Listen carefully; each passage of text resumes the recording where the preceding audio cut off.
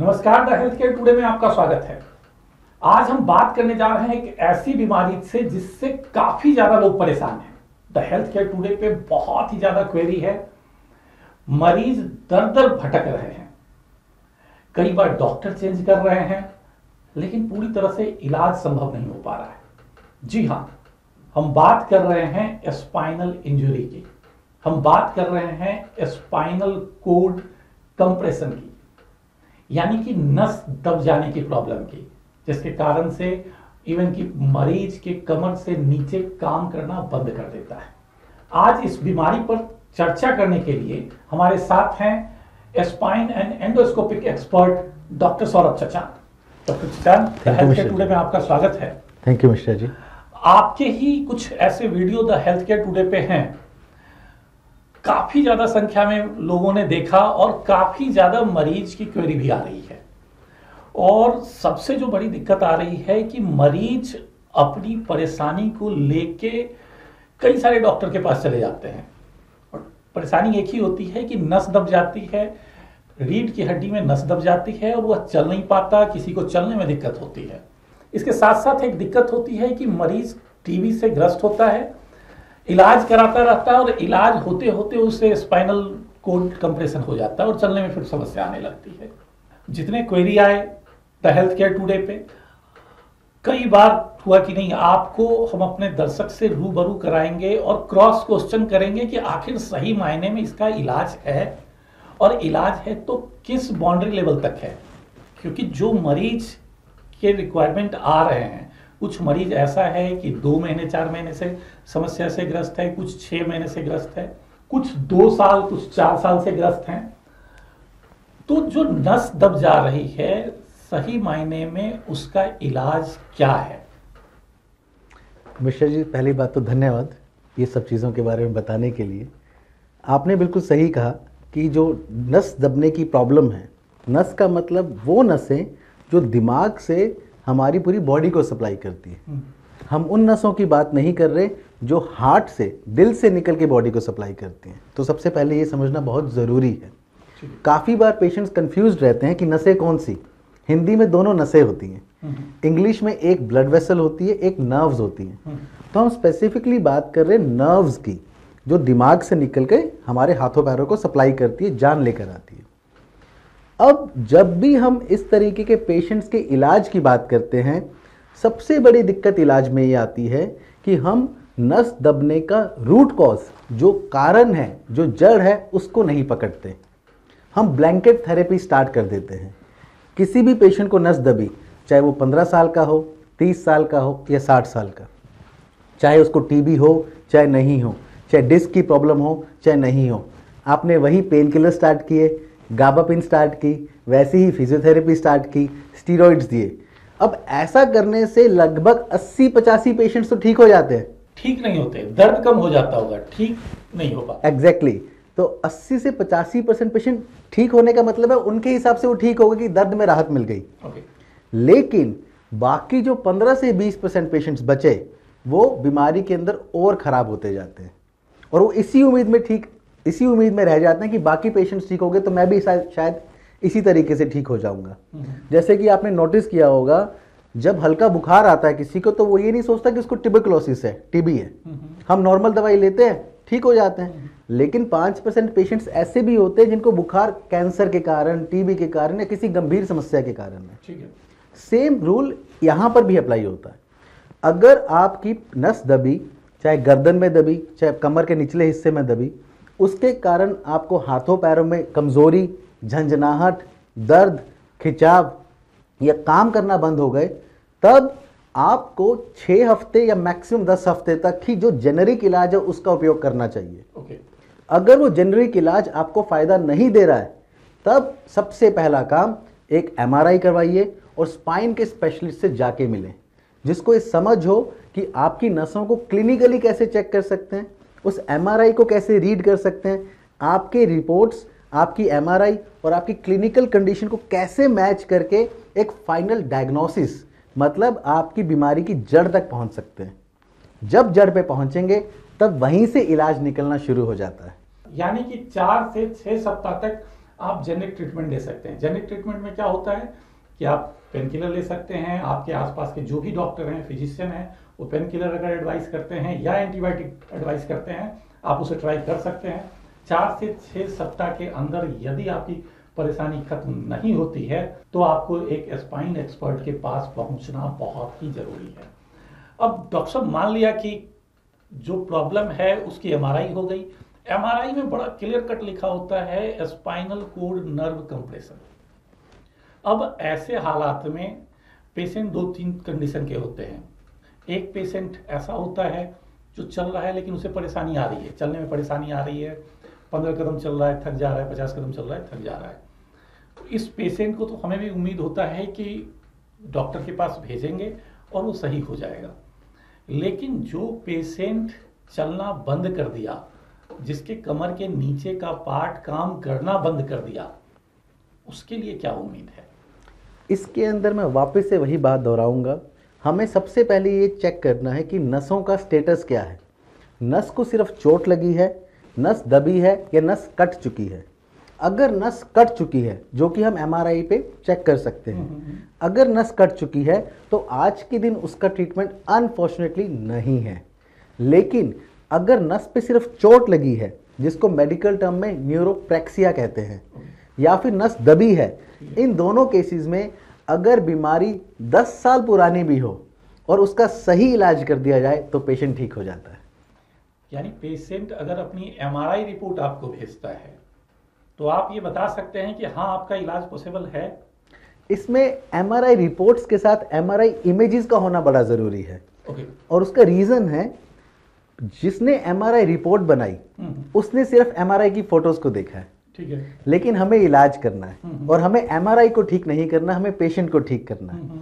हो सकता है कि एमआरआई की रिपोर्ट के अंदर आपकी 4, 5, 6 डिस्क खराब हो, बट असलियत में आपको सिर्फ एक ही डिस्क तंग कर रही है जो आपकी नस को दबा रही है।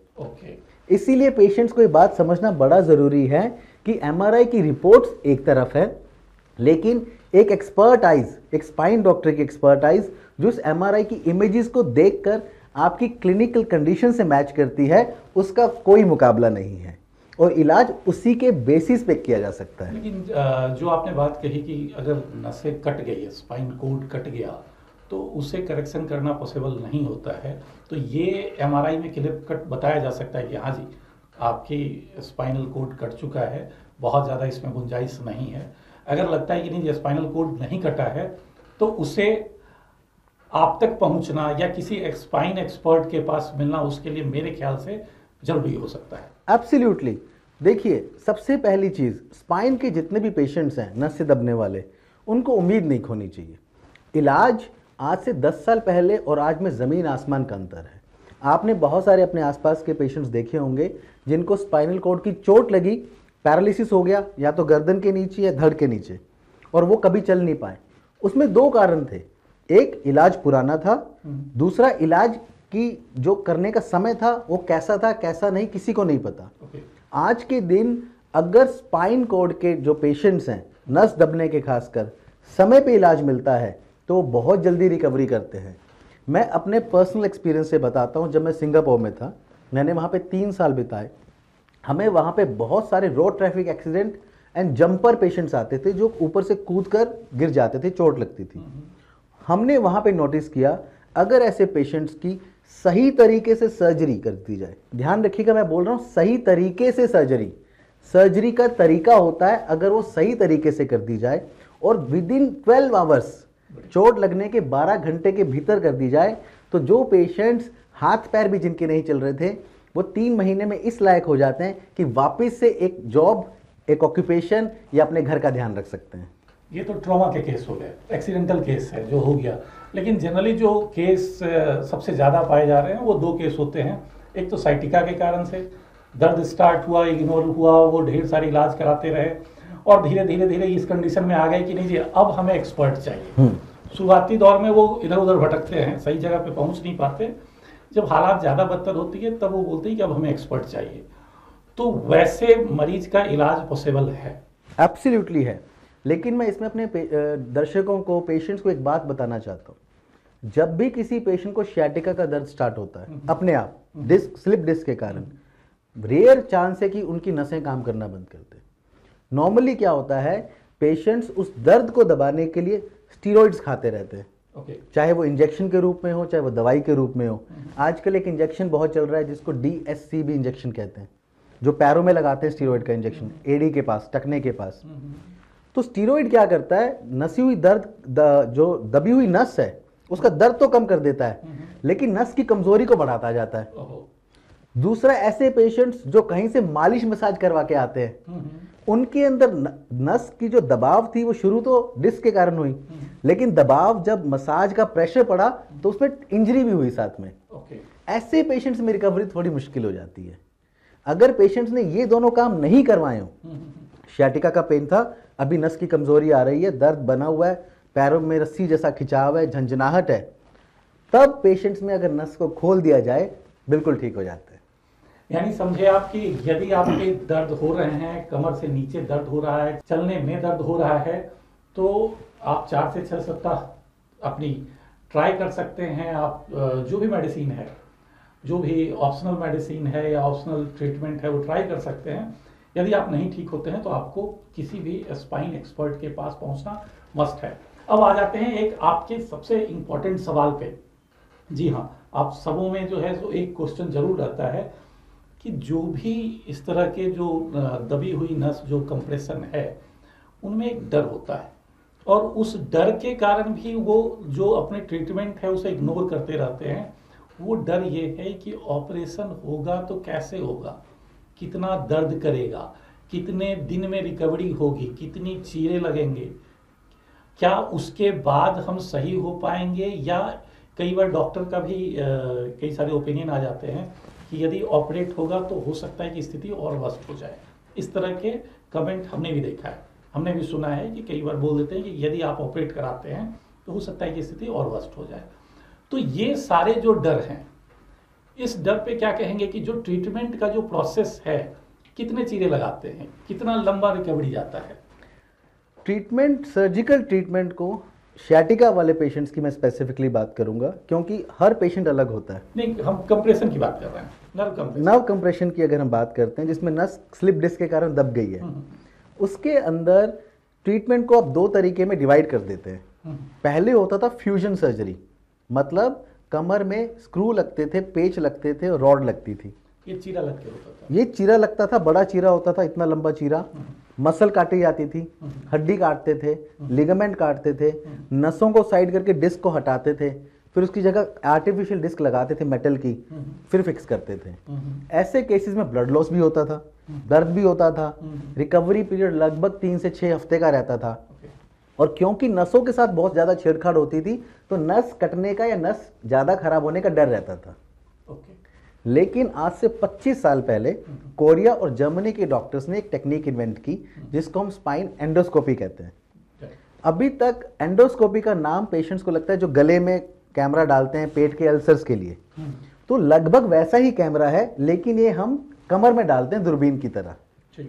इसके अंदर कट 7 मिलीमीटर होता है, मतलब 1 सेंटीमीटर से भी छोटा कट, इसीलिए इसको स्टिचलेस सर्जरी कहते हैं। इसके ऊपर टांका नहीं लगाना पड़ता। अच्छा, इतना छोटा? इतना छोटा, इस पेन जितना। अब इस पेन जितना ही कैमरा होता है जो आपके कमर के खराब हिस्से में जाता है, डिस्क में, खराब डिस्क के टुकड़े को निकालता है और बची हुई डिस्क को लेजर से रिपेयर कर देता है। तो ना ही हमने इसमें मसल काटी, ना ही स्किन पे कोई चीरा लगाया, ना ही लिगामेंट काटा, ना ही हड्डी काटी, ना ही नसों के साथ छेड़छाड़ की। जब नसों के साथ छेड़छाड़ नहीं करेंगे तो नस डैमेज कैसे होगी, राइट? सेकेंड पॉइंट, जब हम सिर्फ दूरबीन लेके गए तो ब्लड लॉस नहीं होगा क्योंकि हमने कोई भी टिश्यू नहीं काटा। Recovery period, maximum patients operation खत्म होने के बाद 2 घंटे में चलने लगते हैं इंडिपेंडेंटली, मतलब बेड से उठकर वॉशरूम तक जाना वो खुद करते हैं बिना किसी सहारे के। अच्छा, जो सहारे से आ रहे हैं वो बिना सहारे के ऑपरेशन के बाद 2 घंटे में बेड से उठ के वॉशरूम तक खुद जाते हैं। सेम डे भी घर जा सकते हैं और अगले दिन सुबह भी जा सकते हैं, ये उनके ऊपर डिपेंड करता है। अगर आप ऑफिस जॉब में हैं तो प्रोसीजर के 3रे या 4थे दिन अपना ऑफिस जॉब स्टार्ट कर सकते हैं। अगर आप ऐसे जॉब में जिसमें ड्राइविंग करनी पड़ती है तो हम 7 से 10 दिन का समय लेते हैं। लेकिन पेशेंट्स को एक बात ज़रूर बताते हैं, हमने अपना काम किया है, अब अपने न्यूट्रिशन का ध्यान रख के, और अच्छे से रेगुलर नियमित तौर से एक्सरसाइजेस करके जो हम सिखाते हैं अपने आप को मेंटेन करना है, ताकि नस दबने के कारण सिर्फ नस ही खराब नहीं होती, मांसपेशियां भी कमज़ोर होने लग जाती हैं। क्योंकि आप दर्द में चलते नहीं हैं, एक्सरसाइज नहीं करते हैं, तो मसल कमज़ोर होगा। अभी नस ने काम करना शुरू किया तो आपको मसल्स में थकान महसूस होती है, वियर्डनेस महसूस होती है। तो अगर आप एक्सरसाइज करेंगे तो वो थकान, मसल्स की जो पावर है 3 से 6 हफ्ते में पूरी वापस आ जाती है। कमाल की बात है, आपने एक बहुत बड़ा ऐसे जो पेशेंट हैं उसके लिए एक बहुत बड़ी उम्मीद दिया है कि अगर वो चल लें तो उनके लिए बहुत बड़ी बात हो जाती है। एक लास्ट सवाल जो पेशेंट के लिए है, और क्या जो आप बता रहे हैं कि ये नई टेक्निक है, कोई ब्लड लॉस नहीं है, मसल्स नहीं कटते, काफ़ी फास्ट रिकवरी हो रही है, क्या ये पहले वाली सर्जरी से महंगा है? अगर है तो कितना महंगा है? इनफैक्ट ये पहली वाली सर्जरी से सस्ता है। अच्छा। उसका रीज़न ये है, पहली वाली सर्जरी के अंदर हमें रॉड स्क्रूज लगाने पड़ते थे, अब उसका इस्तेमाल ख़त्म हो गया तो वो खर्चा बच गया। पहली वाली सर्जरी में पेशेंट अस्पताल में 3 दिन 5 दिन रहता था, वो खर्चा बच गया। पहली वाली सर्जरी के बाद पेशेंट को एंटीबायोटिक, पेन किलर, पता नहीं क्या क्या दवाइयाँ लेनी पड़ती थी। इस सर्जरी के बाद कुछ नहीं लेना है। सबसे इंपॉर्टेंट बात, पहली वाली सर्जरी सिर्फ जनरल एनेस्थीसिया में होती थी जिसमें पूरा बेहोश किया जाता है, तो वो सब चीज़ अब हमें करने की ज़रूरत नहीं है। हम लोकल एनेस्थीसिया में सर्जरी करते हैं, सिर्फ जिस हिस्से में हमें उपचार करना उसी को सुन करते हैं। अब इसमें एक बड़ी इंपॉर्टेंट बात, पेशेंट्स, काफ़ी सारे पेशेंट्स ऐसे हैं जिनको किसी भी सर्जिकल प्रोसीजर के लिए कमर में सुई लगी थी ये हिस्सा सुन करने के लिए, उसके बाद उनको दर्द रह जाता है। तो हमारे प्रोसीजर में वो भी नहीं है, उस तरह का रिस्क भी खत्म। लोकल एनेस्थीसिया तो आप देखे ही, लेकिन वो कमर की सुई नहीं है। ओके। सिर्फ जहां से हमें स्किन के अंदर होल बनाना है, उतना ही हिस्सा सुनना है। अच्छा, कमर में नहीं जाता? कमर में नहीं है। समझ गए। और एक और इसमें इंपॉर्टेंट बात मिश्रा जी मुझे याद आई आपसे बात करते हुए, काफ़ी सारे पेशेंट्स ऐसे आते हैं जिनको, खासकर फीमेल्स, जब बच्चा होना था तो कमर में सुई लगी थी जिसके कारण वो प्रोसीजर हुआ, या गॉल ब्लैडर का ऑपरेशन हुआ या कोई और ऑपरेशन हुआ, तो उनकी कमर में दर्द रह जाता है। ऐसे केसेस के अंदर भी एंडोस्कोपी के वंडरफुल रिजल्ट्स हैं। जहाँ से सुई लगती है वहाँ पे फाइब्रोसिस होती है, स्कारिंग होती है, जो नसों को दबाव देना शुरू करता है। ऐसे पेशेंट्स का एमआरआई बिल्कुल नॉर्मल आएगा, उसकी रिपोर्ट में सब कुछ नॉर्मल लिखा होगा, लेकिन जब कोई एक्सपर्ट उसे रीड करेगा वो समझ जाएगा कि यहाँ से निडल गई थी और यहाँ पे स्कारिंग होकर नस चिपक गई है। तो हम उन नसों को अलग कर देते हैं लिगामेंट से, और जिसके कारण नसें फ्री हो जाती हैं और वो काम करना शुरू कर देती हैं। ये बिल्कुल वैसी चीज़ है, मान लीजिए कि आपका बाल एक छोटा सा कहीं फंस गया, आप उसको मूव करेंगे तो सर आपको दर्द खींचेगा, लेकिन वैसे तक नहीं करेगा। तो ये बिल्कुल वैसा काम यहाँ पे होता है। कमाल की जानकारी आपने दिया।